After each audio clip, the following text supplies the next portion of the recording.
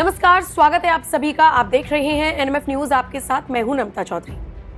दिशा पाटनी और उनकी बहन एक्स मेजर खुशबू पाटनी की मुश्किलें लगातार बढ़ती जा रही हैं। बरेली में उनके घर पर हाल ही में बाइक सवार दो बदमाशों ने फायरिंग की थी, जिसके बाद लिखित में शिकायत दर्ज कराई गई। पुलिस ने अपनी जांच शुरू कर दी है। चूंकि मामला उत्तर प्रदेश का था, ऐसे में खबर ये मिल रही है कि उत्तर प्रदेश के मुख्यमंत्री योगी आदित्यनाथ ने खुद दिशा पाटनी के पिता जगदीश पाटनी से बात की है और कहा है कि आपको घबराने की जरूरत नहीं है, पूरा प्रदेश आपके साथ है, प्रशासन आपके साथ है। आपको बताते चलें, कुछ वक्त पहले वृंदावन के जाने माने संत प्रेमानंद महाराज का एक वीडियो वायरल हुआ था, जिसमें वो नैतिकता का पाठ पढ़ाते हुए नजर आए थे और दूसरी तरफ अनिरुद्धाचार्य का भी एक बयान वायरल हुआ था। इसी को लेकर खुशबू पाटनी ने एक वीडियो बनाया था, जिसमें वो अनिरुद्धाचार्य पर तंज कस रही थी, उनके बयान की आलोचना कर रही थी। लेकिन कुछ लोगों ने दिशा की बहन के इस वीडियो को प्रेमानंद महाराज से जोड़कर वायरल करना शुरू कर दिया। हालात ऐसे हो गए कि प्रेमानंद महाराज पर खुशबू पाटनी ने टिप्पणी की, इस तरह से फर्जी दावे वायरल किए जाने लगे, जिसके बाद खुशबू पाटनी को जान से मारने की धमकी मिलने लगी, उनकी आलोचना होने लगी। इससे परेशान होकर खुशबू पाटनी ने बाकायदा एक वीडियो बनाया था, जिसमें उन्होंने बहुत इत्मीनान से बताया था कि उनका ये वीडियो प्रेमानंद महाराज के लिए नहीं था और उन्होंने ये भी कहा था कि अगर मेरा नाम किसी भी कंट्रोवर्सी में प्रेमानंद महाराज जी के साथ जोड़ा गया तो मैं लीगल एक्शन लूंगी। उसके बावजूद लोग मानने को तैयार नहीं है, अभी भी उनकी आलोचना की जा रही है। उन्होंने अपना जो बयान जारी किया था, उसमें उन्होंने क्या कुछ कहा था, आइए सुन लीजिए।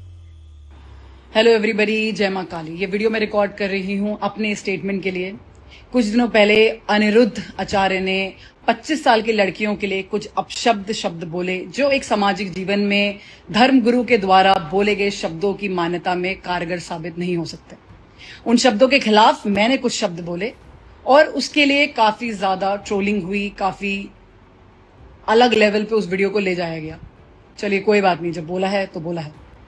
लेकिन कुछ ही घंटों में एक अलग चेहरा देखने को मिलता है, जहां पर प्रेमानंद महाराज जी लड़कियों के लिए कुछ बोल रहे हैं किसी वीडियो में, और मेरी वीडियो जो अनिरुद्ध आचार्य जी के साथ थी उसको काट के उनकी वीडियो के साथ लगा दिया जाता है और यह टाइटल दिया जाता है कि प्रेमानंद महाराज जी के लिए मैंने टिप्पणियां दी।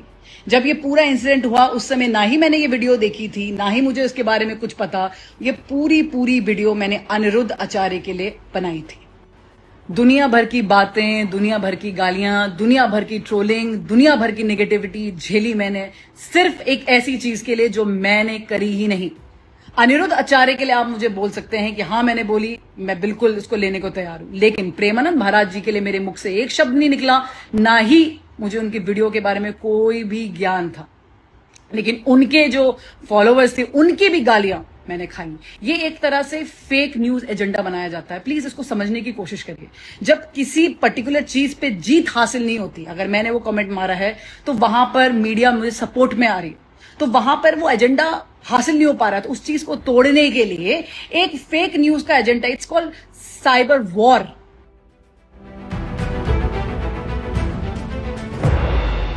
सुन लिया आपने कैसे खुशबू पाटनी सफाई दे रही है, लेकिन इसके बावजूद अभी भी कुछ लोग जबरदस्ती उनका नाम कंट्रोवर्सी में धकेल रही है। हद तो तब हो गई जब दिशा पाटनी और खुशबू पाटनी के बरेली वाले घर पर दो युवकों ने आकर फायरिंग कर दी और वहां से फरार हो गए। अब इसी को लेकर, इस पूरे मामले को लेकर दिशा पाटनी के पिता जगदीश पाटनी ने क्या कुछ बताया था, आइए सुन लीजिए। दो अज्ञात व्यक्तियों के द्वारा मेरे घर पर बस फायर किया है। मेन घटना यही।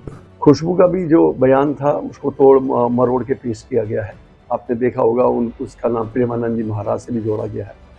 हम लोग सनातनी हैं और हमेशा हम गुरु जी, आचार्य जी और इस तरह के जो हमारे साधु संत हैं उनका हम ससम्मान करते हैं। लेकिन अगर कोई उनके बयान को तोड़ मरोड़ के या उसमें कट पेश करके अगर ये करता है तो ये कहीं न कहीं पे हमको नीचे गिराने की एक साजिश। कार्रवाई पुलिस ने अपना पूरा जितना प्रयास पुलिस कर सकती है कर रही है। माननीय योगी जी का ये उत्तर प्रदेश है और योगी जी का भी पुलिस को एक स्पष्ट आदेश है, जीरो टॉलरेंस। और स्पेशली इस तरह की जो गुंडागर्दी या इस तरह की दहशतबाजी है उस पर पूरा लगाम लगाने की उनकी कोशिश है। और उसी क्रम में हमारे बरेली की police, SSP, ADG sir, SP traffic सभी लोग लगे। गन शॉट तो फायर, चूँकि उस समय तो हम लोग दहशत में थे, मैं जट भी गया था, बाहर आने की कोशिश भी करी थी, आया भी था और जैसे तैसे आड़ लेके हम लोग बचे हैं। चूँकि मैंने आपको बताया ना कि वो जो गन शॉट है वो यहाँ स्वदेशी नहीं है, वो विदेशी है, उसको तो बटन दबाते हुए कई राउंड फायर कर जाती है। अब मैं ये नहीं कह सकता हूँ, 8-10 राउंड तो मेरे ख्याल से फायर हुई है। गोल्डी बरार ने ली है, ये तो फेसबुक या ट्विटर के माध्यम से पता चल रहा है, लेकिन अभी स्पष्ट नहीं है कि गोल्डी बरार ने ये जिम्मेदारी ले रखी है।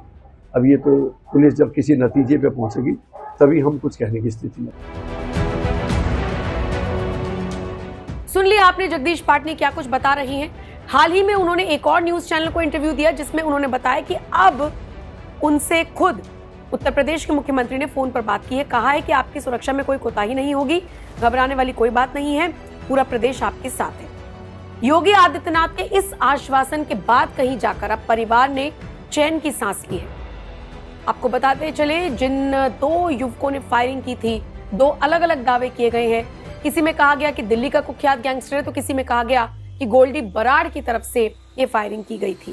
बहरहाल अब दिशा पाटनी के पिता जगदीश पाटनी ने बताया है कि मुख्यमंत्री योगी जी का फोन आया उनके पास, उन्होंने पूरी वारदात की जानकारी ली, परिवार को सुरक्षा का भरोसा दिया और विशेष रूप से कहा कि पूरा प्रदेश आपके साथ है, आपकी सुरक्षा में कोई भी कोताही नहीं बरती जाएगी।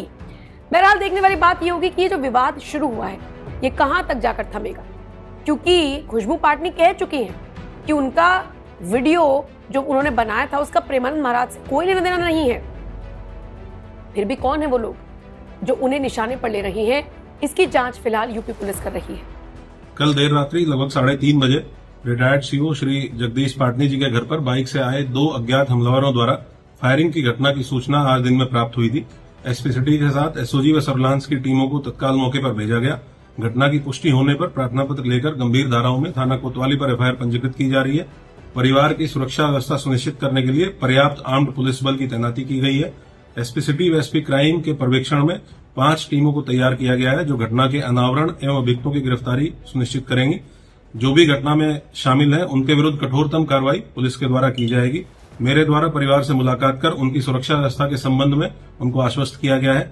जो 5 टीमें हैं इनको लगातार डिप्लॉय करते हुए हम लोग ये सुनिश्चित करेंगे कि जो भी घटना में शामिल है और इसके पीछे जो भी मोटिव है वो क्लियर हो और घटना में जो भी शामिल लोग हैं उनके विरुद्ध कठोरतम कार्रवाई सुनिश्चित की जाए। जो भी अपडेट आएगी आप तक पहुंचाएंगे। बाकी अपडेट्स के लिए बने रहिए एनएमएफ न्यूज के साथ।